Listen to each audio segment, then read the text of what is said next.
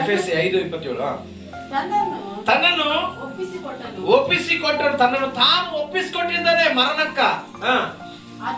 ಅದನ್ನು ಕಳಂಕ ಆದ್ರೂ ಸುಕ್ಕು ಮುಂತಾದದ್ದು ಇಲ್ಲದ ಕನ್ನಿಕೆಯೋ ಎಂಬಂತೆ ಪರಿಶುದ್ಧವು ನಿರ್ದೋಷವು ಮಹಿಮೆ ಉಳ್ಳದ್ದು ಆಗಿರುವ ಸಭೆಯನ್ನಾಗಿ ತನ್ನೆದುರಿನಲ್ಲಿ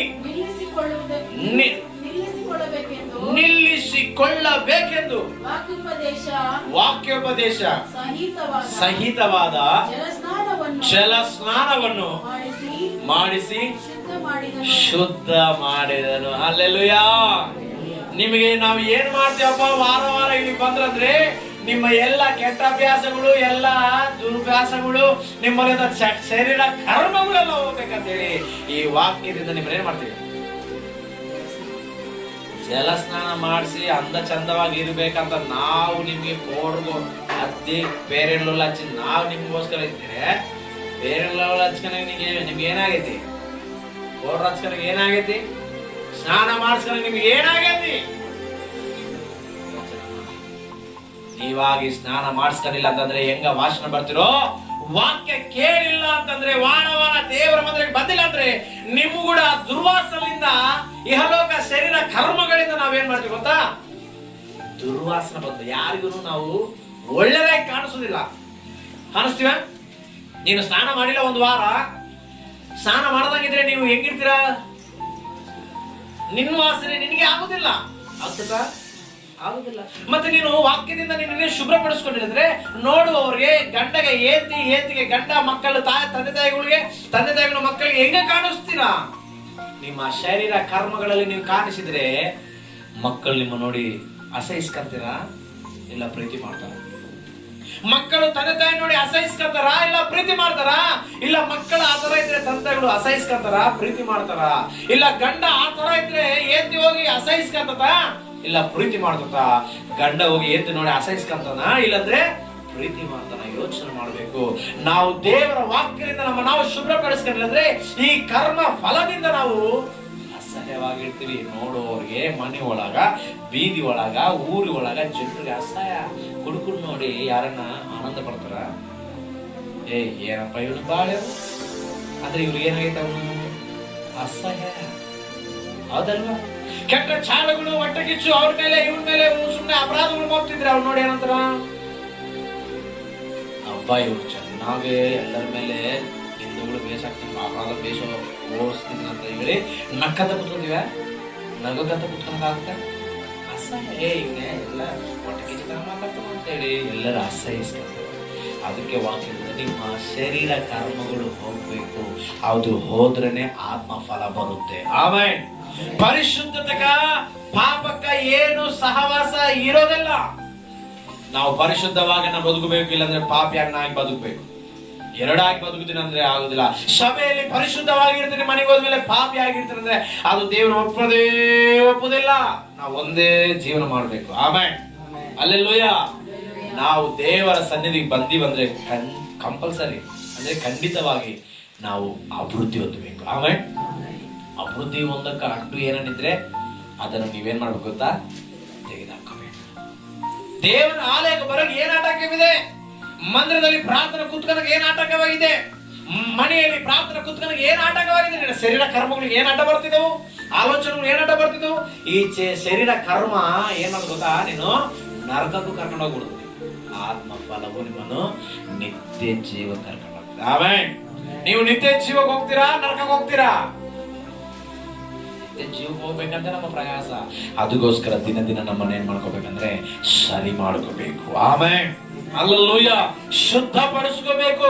ಒಂದು ಮೇಲಿಮಿ ಬಂಗಾರ ತಂದು ಒಬ್ಬ ಕಂಸಾರಿಗೆ ಕೊಟ್ಟಿದಾಗ ಅವನ್ ಏನ್ ಮಾಡ್ತಾನ ಗೊತ್ತಾ, ಓ ಬಂಗಾರ ಅಂತ ಹೇಳಿ ಮುದ್ದಿಟ್ಕನಲ್ಲ, ಏನ್ ಮಾಡ್ತಾನ ಅದನ್ನ ತಗೊಂಡೋಗಿ ಬೆಂಕಿಯಲ್ಲಿ ಹಾಕ್ತಾನ. ಬೆಂಕಿಯಲ್ಲಿ ಹಾಕಿ ಸುಡಿತನ ಬಡಿತನ ಸುಟ್ಟು ಬಡಿದು ಏನ್ ಮಾಡ್ತಾನ, ಆ ಬಂಗಾರ ಅನ್ಕಂದದಿ, ಅಯ್ಯೋ ಈ ಯಜಮಾನ ಎದಕ್ಕೆ ನಿಂಗ ಬಡಿತಿದ್ದನು, ಹಿಂಗೆ ಯಾಕೆ ನಾನು ಸುಡಿತಿದ್ದೆ, ನಾನು ಬಂಗಾರ ಅಲ್ಲ, ನನಗೆ ಇರುವಂತ ಬೆಲೆ ನನಗೆ ಇದ್ದೇ ಇರ್ತತಿ, ಯಾಕಪ್ಪ ನಾನು ಹಿಂಗ ಬಡಿತಿದ್ದನು, ಹಿಂಗ ಹೊಡಿತಿದ್ದನು ಅಂತಂದ್ರೆ ಆ ಬಂಗಾರ ಒಳಗೆ ಏನಿರ್ತತಿ, ಮಲಿನವಿದೆ, ಮಣ್ಣು ಇದೆ, ಅದೆಲ್ಲ ಹೋಗ್ಬೇಕಂದ್ರೆ ಏನ್ ಮಾಡ್ಬೇಕು?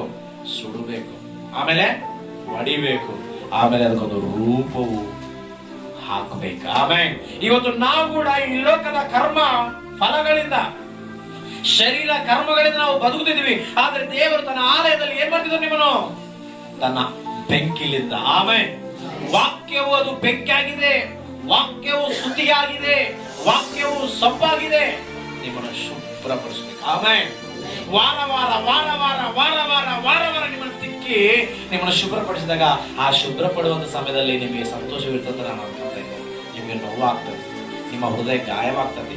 ಏನಪ್ಪ ಪಾಸ್ಟ್ ನಮ್ಮ ನಿಮ್ಗೆಲ್ಲ ಅಂತನಂತ ನಿಮ್ಗೆ ಬಾಧ ಆಗ್ಬೋದು, ಗಾಯ ಆಗ್ಬೋದು, ಆದ್ರೆ ಅದು ನಿಮ್ಗೆ ಒಳ್ಳೇದು. ಆಮೇಲೆ ಹಲ್ಲೆಲೂಯಾ.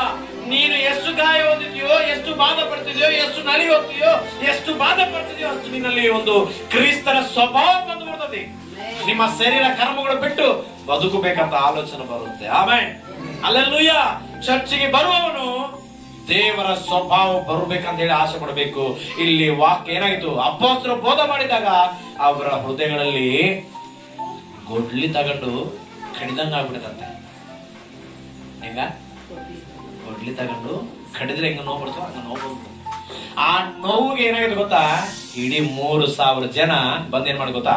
ಅಯ್ಯ, ನಾವೇನ್ ಮಾಡ್ಬೇಕಪ್ಪ, ರಕ್ಷಣೆ ಹೊಂದಬೇಕಂದ್ರೆ ನಾವೇನ್ ಮಾಡ್ಬೇಕು ಅಂತ ಕೇಳಿದ್ರು. ನೀವು ರಕ್ಷಣೆ ಹೊಂದಬೇಕಂದ್ರೆ ಏನಿಲ್ಲ, ನಿಮ್ಮ ಪಾಪಗಳು ಬಿಡಬೇಕು, ನಿಮ್ಮ ಶರೀರ ಕರ್ಮಗಳು ಬಿಡಬೇಕು, ಕ್ರಿಸ್ತನ ಅಂಗೀಕರಿಸಿ ದೀಕ್ಷೆ ಸಂತಾಗೋಬೇಕಂತ ಒಂದು ಮಾತುಗೆ 3,000 ಜನರು. ಆಮೇಲೆ ನೋವು ಆಗಿದೆ, ಬದಲಾವಣೆ ಆಗಿದ್ರ, ನಗು ಬಂದ್ರೆ ಬದಲಾವಣೆ ಆಗಿಲ್ಲ. ನೀವು ಚರ್ಚಿಗೆ ಬಂದು ಸೇವಕರು ಮಾತಿಂದ ಗಾಯ ಹೊಂದಿದೆಯಾ, ಅದು ನಿಮಗೆ ಒಳ್ಳೇದಾಗ್ತದೆ. ಆಮೇಲೆ ನಿನಗೆ ಬಾಧ ಬಂತ, ಒಳ್ಳೇದಾಗ್ತದೆ. ಸೇವಕರ ಮಾತಿನಿಂದ ನಿನಗೆ ಚುಚ್ಚು ಮಾತು ಬಂತ, ಅದರಿಂದ ನಿನಗೆ ಏನ್ ಬಂತು ಗೊತ್ತಾ? ನಿನ್ನ ಜೀವನ ಪರಿವರ್ತನೆ ಮಾಡುತ್ತೆ. ಆಮೇಲೆ ಅದರಿಂದ ನನ್ನ ಪಾಸ್ಟ್ ಈ ತರ ಹೇಳಿದ್ರಲ್ಲ, ನಾನು ಸರಿ ಮಾಡ್ಕೋಬೇಕಂತ ಹೇಳಿ ನಿನಗೆ ಏನ್ ಮಾಡ್ತು ಗೊತ್ತಾ? ಒಂದು ಪ್ರವರ್ತನ ಚೈನ್ಯ. ಅದರಿಂದ ನಿನ್ನ ಜೀವನ ಪರಿಶುದ್ಧ. ಆಮೇಲೆ ಲೋಕದಲ್ಲಿ ಬರೋದ ಮಾತುಗಳಿಂದ ನಿನ್ನ ಜೀವನ ಬದಲಾವಣೆ ಆಗಲ್ಲ. ವಾಕ್ಯದಿಂದ ಬರೋದ ಮಾತುಗಳು ನೀನ್ ಏನ್ ಮಾಡ್ತು ಗೊತ್ತಾ? ಬದಲಾವಣೆ ಮಾಡೇ.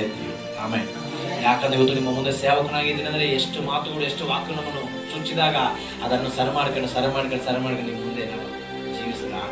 ಆಮೇಲೆ ನಾನು ಸರಿ ಮಾಡಿ ಏನಿದು ಹಿಂಗೆಲ್ಲ ಏನಂತ ನಾನು ಅವಾಗೆ ಅಸಹಿಸ್ಕೊಂಡು ಬೇಡ, ಈ ಚುಚ್ಚು ಮಾತುಗಳು ಬೇಡ ಅಂತ ಹೇಳಿ ನಾನು ವಾಕ್ಯವನ್ನು ಕೇಳದಿದ್ರೆ ಇವತ್ತು ನಾವು ಹುಡುಗತನ, ಬಂಡತನ, ವ್ಯಭಿಚಾರನಾಗಿ ಜೀವನ ಹಾಳಾಗಿ ನಾಶನಾಗಿ ಹೋಗ್ತಿದ್ವಿ. ಆದ್ರೆ ಇದು ನನಗೋಸ್ಕರ, ನನ್ನ ಸರಿ ಮಾಡೋಕ್ಕೋಸ್ಕರ ಈ ಮಾತು ನನ್ನಲ್ಲಿದೆಯಾ ತೆಗೆದಾಕೋಬೇಕಂತ ನೀನು ಒಂದೊಂದು ಶರೀರ ಕರ್ಮಗಳು ನೀನು ತೆಗೆದಾಕಂತ ಬಂದ್ರೆ, ಒಪ್ಪಿಕೊಂಡು ಬಿಟ್ಟು ಅದರ ಪ್ರಾಸನಕ್ಕೆ ಹೋಗದಂಗಿದ್ರೆ ನೀನು ಕ್ರಿಸ್ತನ ಸ್ವರೂಪ ನಿನ್ನಲ್ಲಿ ಬಂದು ಬರ್ತದೆ. ಆಮೇಲೆ ಕ್ರಿಸ್ತನ ಸ್ವರೂಪ ನಿನ್ ಒಳಗ ಬರ್ಬೇಕಂತಂದ್ರೆ ಖಂಡಿತವಾಗಿ ನಿಮ್ಗೆ ಒಬ್ಬರು ಇರಬೇಕು. ನೋಡ್ರಿ, ಈಗ ನಿನ್ನ ಜ್ವರ ಬಂತು ರೀ, ಜ್ವರ ಬಂದಾಗ ನಿನ್ಗೆ ಯಾರು ಬೇಕೀಗ? ಡಾಕ್ಟರ್ ಬೇಕಾ ಬೇಡ? ಎಲ್ಲರೂ ಹೇಳ್ರಿ, ಬೇಕಾ ಬೇಡ? ಬೇಕು. ಡಾಕ್ಟರ್ ತಗೋದು ಏನಂತಾನ? ಫಸ್ಟ್ ಅಂತಾನ, ನಗಿಸ್ತಾನ. ಆಮೇಲೆ ಏನ್ ಮಾಡ್ತಾನ? ನಗಿಸ್ತಾನ ಅಂತ ಸುಮ್ನೆ ಇರ್ತಾನ ಅಂತ ನೋವು ಮಾಡಿ ಅಂತ ನಾವು ಅದ್ರ ಮೇಲೆ ಸಿಟ್ಟಿಗೆ ಹೋದ್ರೆ ಹೆಂಗೆ? ನಮ್ ಜ್ವರ ಹೋಗುತ್ತೆ? ಹೋಗುದಿಲ್ರಿ. ಒಂದು ಚುಚ್ಚು ನಮ್ ಒಳಗಿರೋ ಜ್ವರ ತೆಗೆದಾಗ ಆಮೇಲೆ ಆ ಸಮಯ ನಾವು ಸ್ವಲ್ಪ ಸುಧಾರಿಸ್ಕೊಂಡು ತುತ್ಕೊಂಡು ದುದ್ದುಕೊಂಡಿದ್ರೆ ಜೀವನ ಬೇಸೆ. ಜ್ವರಲಿಂದ ನಮಗೆ ಸುತ್ತಲಿಂದ ಬೆಳೆಗಳು ಬರ್ತದೆ. ಏನಪ್ಪಾ ಡಾಕ್ಟರ್ಗೆ ಸುಚ್ಚು ಬಿಟ್ಟ, ನೋವು ಮಾಡಿಬಿಟ್ಟ ಅಂತಂದ್ರೆ ನೋವು ಆದ್ರೆ ನಿಮಗೆ ಗುಣವಾಗ್ತದೆ. ಆಮೇಲೆ ಅಲ್ಲೆಲ್ಲೂಯ್ಯ. ಚುಚ್ಚು ಮಾತುಗಳು ನಿಮಗೆ ಬಂದಿಲ್ಲ ಅಂತಂದ್ರೆ ಇನ್ನು ನೀವು ಗುಳಿಗೆ ನುಂಗ್ತಿದ್ರ. ಏನ್ ನುಂಗ್ತಿದ್ರಿ? ಗುಳಿಗೆಯಿಂದ ರೋಗ ವಾಸಿ ಆಗಲ್ಲ. ಆಗ್ತದ? ಆಗದ. ನೀನು ಎಷ್ಟು ದಿನ ಗುಳಿ ಹಾಕಿದ್ರೆ ಏನ್ ಲಾಭ? ಒಂದು ದಿನಕ್ಕೆ ಹೋಗೋದು 1 ವಾರ ಆಗುತ್ತೆ. ಅದೇ ಸೂಜಿ ಹಾಕ್ಸ್ಕೊಂಡ್ಬಿಟ್ರೆ ಒಂದೇ ದಿನ, ರಾತ್ರಿ ಹಾಕ್ಸ್ಕೊಂಡು ಬೆಳಿಗ್ಗೆಲ್ಲ ಏನಾಗುತ್ತೆ? ಕಡಿಮೆ ಆಗುತ್ತೆ. ಅದಕ್ಕೆ ದೇವರ ಮಾತುಗಳು ನಮ್ಗೆ ಬಹಳ ಇಂಪಾರ್ಟೆಂಟ್. ಆಮೇಲೆ ದೇವರ ಮಾತುಗಳು, ಅದಕ್ಕೋಸ್ಕರ ನಾವು ಎಲ್ಲಿರ್ಬೇಕಪ್ಪ ಅಂತಂದ್ರೆ ನಾವು ದೇವರ ಮಂದಿರದಲ್ಲಿ ನಿಂತುಕೊಳ್ಳುವವರಾದ್ರೆ ಆ ಒಣಗಿದ ಕೋಲು ಚಿಗುರಿದ ಹಾಗೆ ಒಣಗಿದ ನಮ್ಮ ಪರಿಸ್ಥಿತಿ ಎಲ್ಲ ದೇವರ ಆಶೀರ್ವಾದ ಮಾಡುತ್ತಾರೆ. ಆಮೇಲೆ